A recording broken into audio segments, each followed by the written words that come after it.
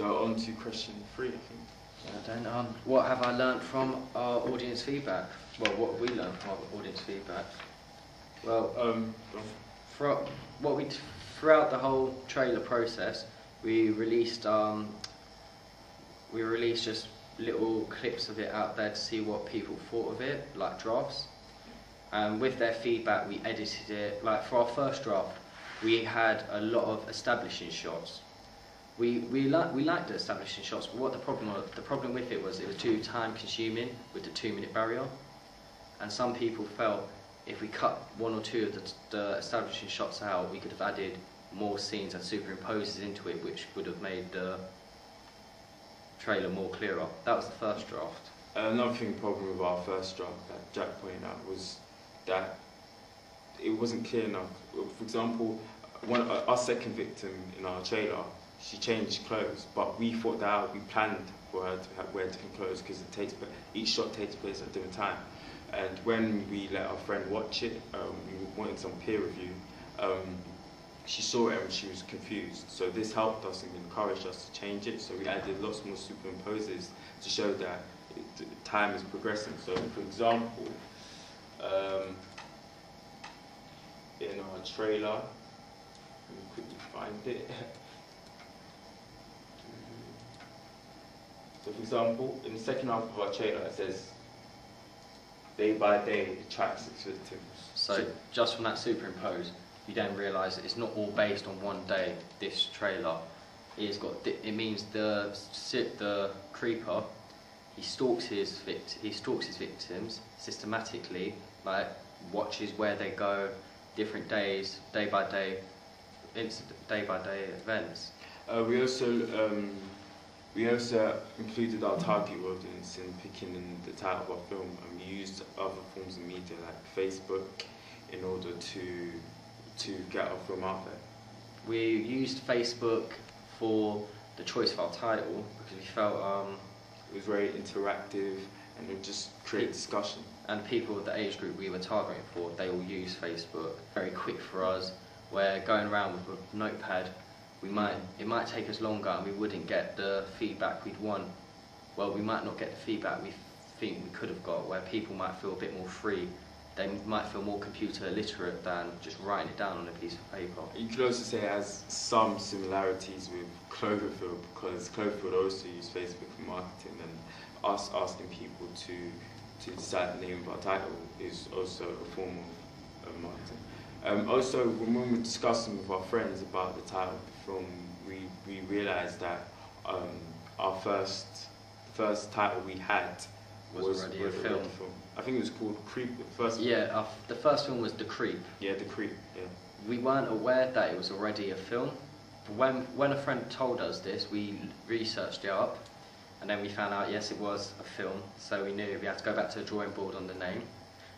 We thought it wasn't that hard of a choice. A lot of our friends, especially the one that pointed out it was already a film, just suggested instead of The Creep, just put it as The Creep Art. We also tried to have some peer assessment with people who've previously done A2 media. So we asked one of our friends, Lewis, to give us some bullet points of things to improve. And here, if I click on it, so he offered us signs of encouragement. So for example, he said he liked the pink filters we used at the beginning of the trailer. We also added some constructive criticism, like he didn't like the music the way it related in the first draft. It wasn't very connected and it was a bit fragmented, so we tried to improve that in our later draft. We felt his criticism was important because this is a student that received an A last year for his media coursework. Oh, it was B. He got an overall A, yeah, for his whole A level. Yeah. So we felt like anyone else would be able to help us make a good trailer piece of coursework. His criticism was the best thing we could use. But we also wanted some normal people to help us out with assessing our work, especially our first drafts. So we had people on YouTube commenting on our work. Let me quickly try and find it. So here is a page of some of our classmates helping us out, and also someone who had just happened to encounter the trailer. So he didn't come from our school, it was just someone from another school who also does media. We also a past student who's gone on to uni to do film studies. He came across the trailer from one of our YouTube accounts, and he gave us great feedback. Like, he mentioned how he enjoyed the use of the use of cuts, the angles that were used, and he felt that it was a well organised piece of video. Also,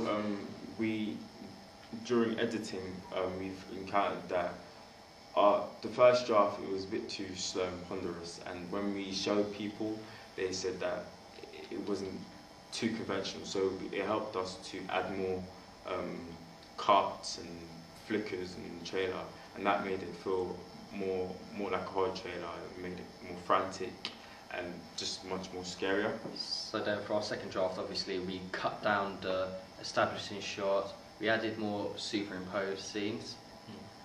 Then after all this editing, we added, was it the flicker effect we added into it? Yeah, we then also added the flicker effect. We released a second draft, which it was pretty much completed. We just had 1 or 2 scenes not in there yet.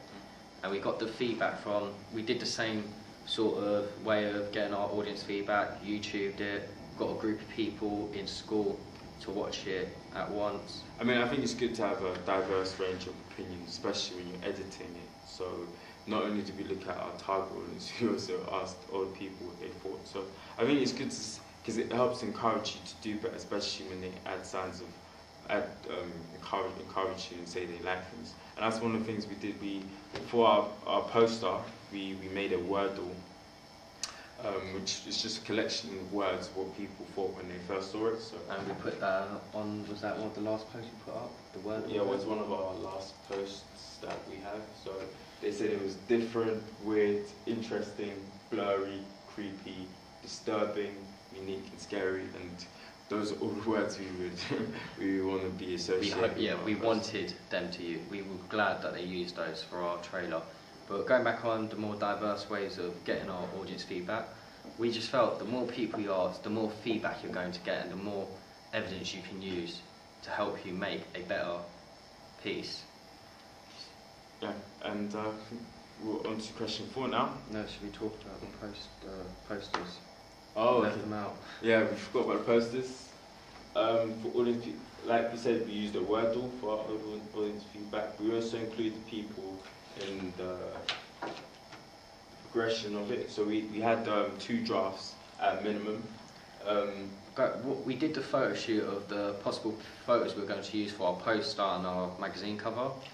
And like we did with the film trailer, we Facebooked the poster images, and we walked around our common room and lessons, and we asked them which they thought was the best picture to use. The results, they weren't as, don't know what word to use here. As encouraging as we wanted. Yeah. In the end, we had to make the decision because it was pretty tight, and there wasn't even one vote separating a lot of them.